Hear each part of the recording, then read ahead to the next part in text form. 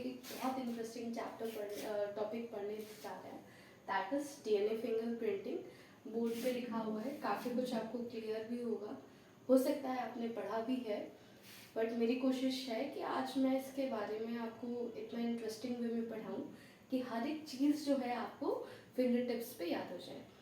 सो आज जो हम पढ़ने वाले हैं वो हम क्या पढ़ने वाले हैं, DNA finger printing which is also known as DNA profiling. ठीक है, आपने देखा होगा कई सारे जैसे मूवीज़ में या फिर आपने वीडियोस में देखा होगा कि कोई भी अगर क्रिमिनल केस होता है तो तुरंत जो होती है फॉरेंसिक टीम आती है जो कि डीएनए के सैंपल्स को क्या करती है, कलेक्ट करती है। और हम क्या करते हैं, वहाँ पे जो डॉक्टर्स होते हैं, जो इसके स्पेशलिस्ट होते हैं, वो क्या करते हैं, डीएनए को मैच करते हैं और उससे क्या करते हैं, आइडेंटिफाई करते हैं। ठीक है, सो वो किन प्रिंसिपल्स पे काम करता है, वो है क्या प्रोसेस, इसके बारे में हम आज पढ़ेंगे। ठीक है, बहुत इंटरेस्टिंग टॉपिक है और जो बायोलॉजी के बच्चे नहीं भी हैं वो भी ये जान सकते हैं, उनकी जनरल नॉलेज के लिए बहुत अच्छा है। तो आपको पता होना चाहिए व्हाट इज डीएनए फिंगरप्रिंटिंग। सो ज़्यादा टाइम ना लेते हुए डायरेक्ट अपने टॉपिक पे आती हूँ, that DNA fingerprinting which is also known as DNA profiling. ठीक है, सो इसको सबसे पहले इस कॉन्सेप्ट को दिया किसने था, सर एलेक्स जेफरे ने दिया था। किसने दिया था, सर एलेक्स जेफरे ने दिया था। एंड इंडिया में डॉक्टर लालजी सिंह ने दिया था। इंडिया में किसने दिया था, डॉक्टर लालजी सिंह ने दिया था। और आपको और बताऊं कि इनका बहुत कंट्रीब्यूशन है हमारी इंडिया में इसको लाने के लिए। एक तरीके से इन्होंने फॉरेंसिक साइंस की फील्ड में बहुत काम किया है। हैदराबाद में इन्होंने एक बहुत बड़ा इंस्टीट्यूट खड़ा किया, इस वजह से इनको इंडिया में हम क्या बोलते हैं, father of DNA finger printing बोलते हैं। ठीक है, अब बात करते हैं, अगर हम सिंगल लाइन में जानते हैं तो क्या है, अगर हम किसी भी ऑर्गेनिज्म का DNA finger printing is the technique that shows the genetic makeup of our living being. किसी भी ऑर्गेनिज्म का अगर हम जेनेटिक मेकअप पढ़ते हैं तो वो हमारा क्या कहलाता है, वो हमारा कहलाता है डीएनए फिंगर प्रिंटिंग या फिर क्या आता है, डीएनए प्रोफाइलिंग। ठीक है, आप ये जानते हो कि जो हमारा डीएनए होता है वो बड़ा ही यूनिक होता है।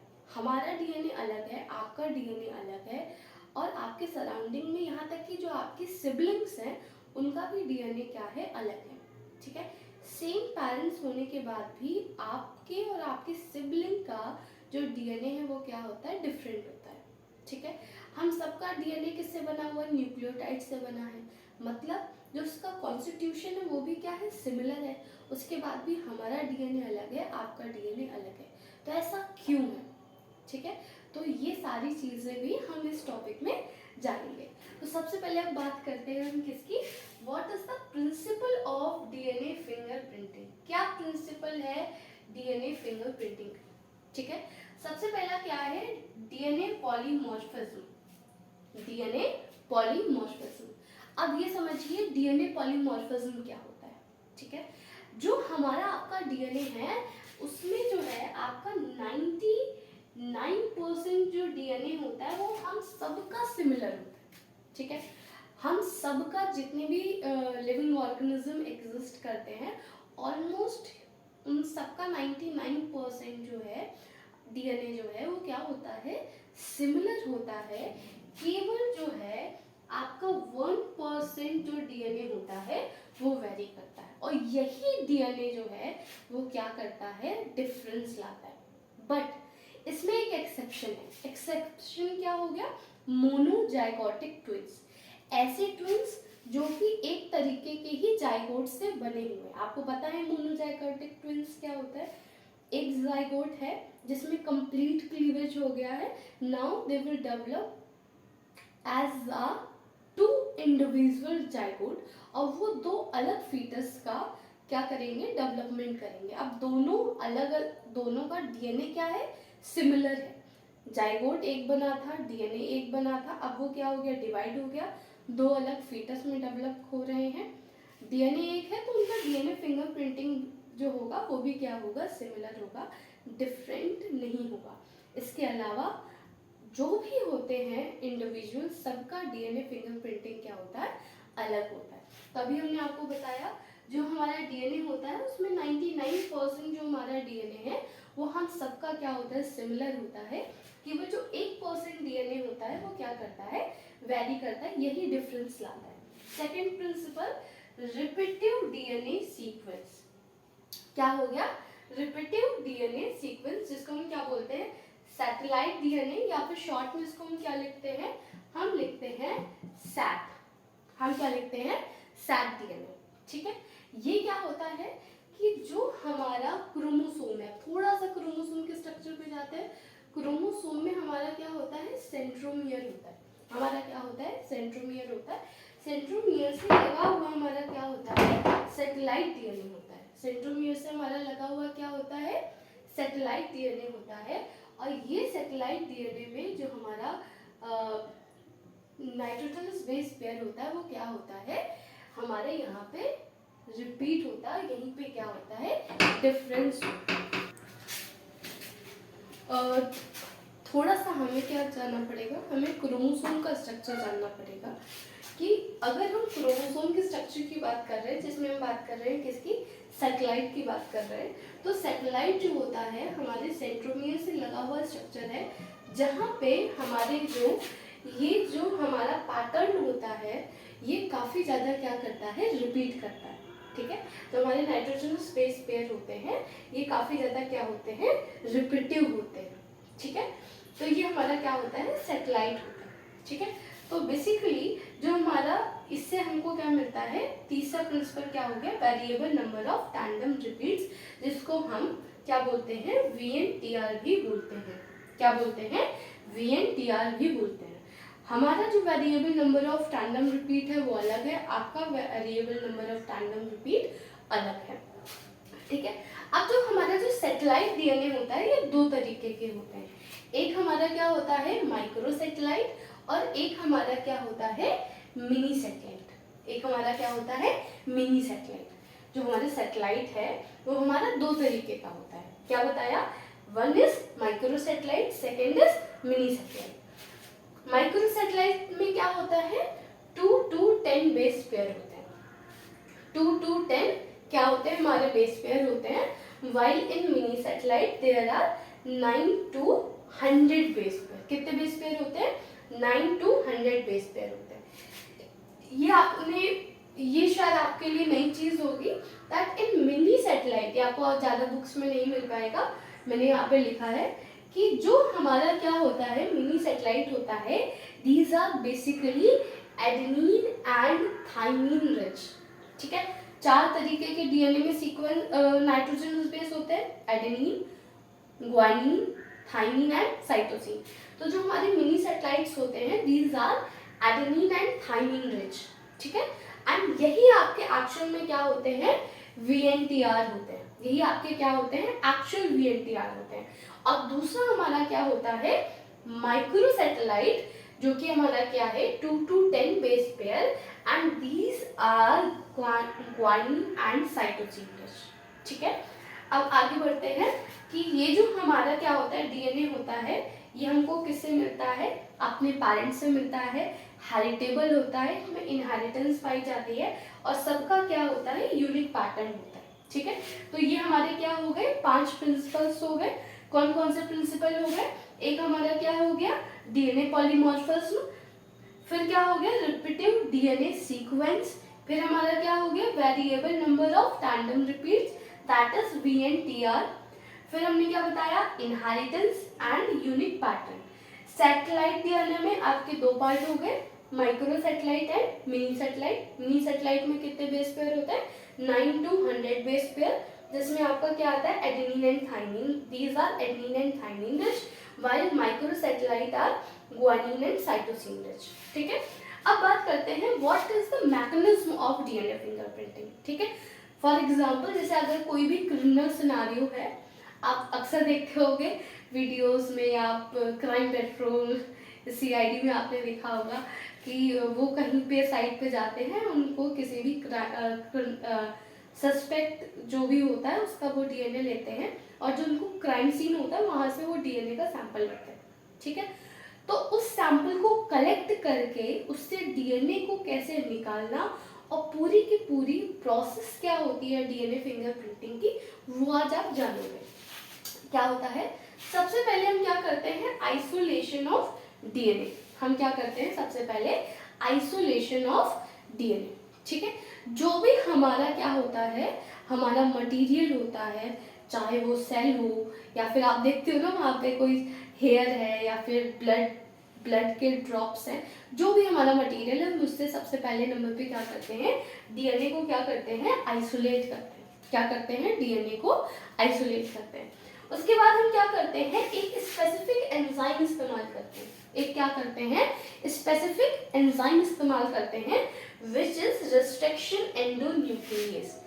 इसको हम क्या बोलते हैं, it is a biological scissor. जैसे आप एक कैंची का इस्तेमाल करते हो, सीजर का इस्तेमाल करते हो एक पेपर को कट करने के लिए, एग्जैक्टली सेम हम मॉलिक्यूलर बायोलॉजी में हम किसका इस्तेमाल करते हैं, रिस्ट्रिक्शन एंडोन्यूक्लियस का एंजाइम का इस्तेमाल करते हैं। ये हमारे डीएनए को स्पेसिफिक साइट्स पे क्या करता है, कट करता है। स्पेसिफिक साइट्स पे क्या करता है, कट करता है। तो digestion of DNA by the restriction endonuclease. ठीक है, ये चीज समझ में आ गई। फिर आपका तीसरा क्या हो गया, separation of DNA fragments by gel electrophoresis. Gel electrophoresis क्या होता है, जेल इलेक्ट्रोफोरेसिस में हम क्या करते हैं, हम एक ये टेक्निक होती है जिसमें हम डीएनए फ्रेगमेंट्स को क्या करते हैं, अलग करते हैं। ठीक है, तो हम इसमें बेसिकली क्या लेते हैं, इसका बेस हमारा क्या होता है, एगरोस जेल होता है।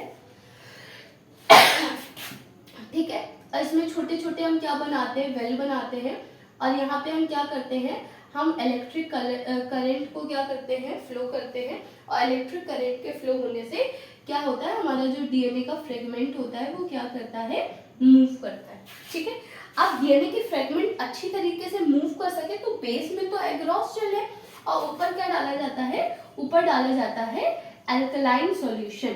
क्या डाला जाता है, अल्कलाइन सॉल्यूशन, ताकि जो हमारे डीएनए के फ्रेगमेंट्स हैं वो बड़ी ही आसानी से क्या कर सके, मूव कर सके।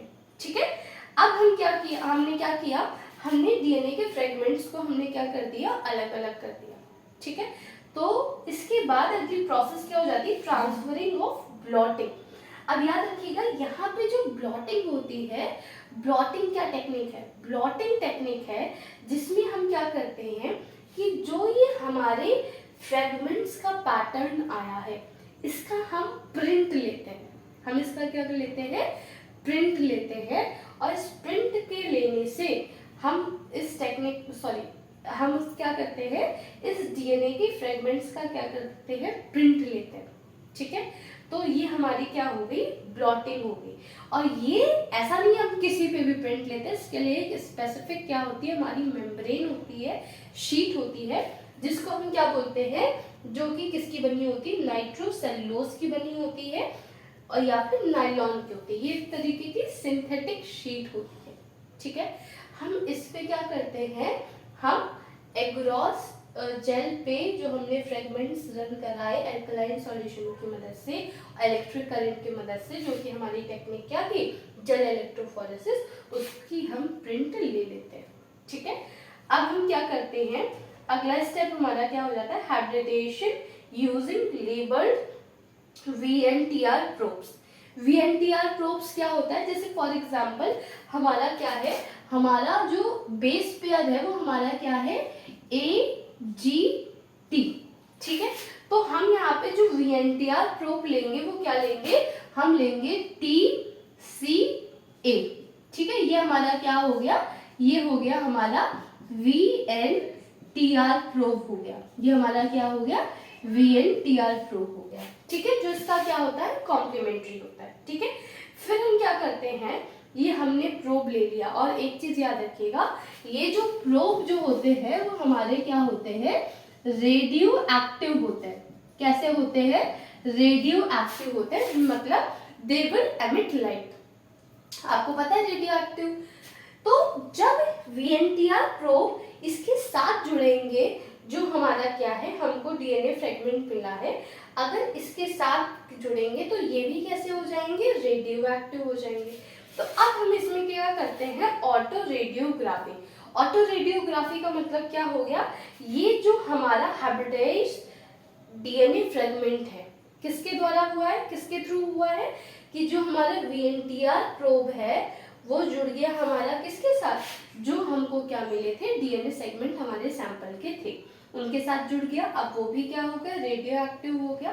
तो उसके ऊपर जब हम क्या करते हैं, हम डालते हैं एक्स रे डालते हैं, क्या डालते हैं, एक्स रेज डालते हैं, तो वो हमको बड़ी ही आसानी से दिखते हैं।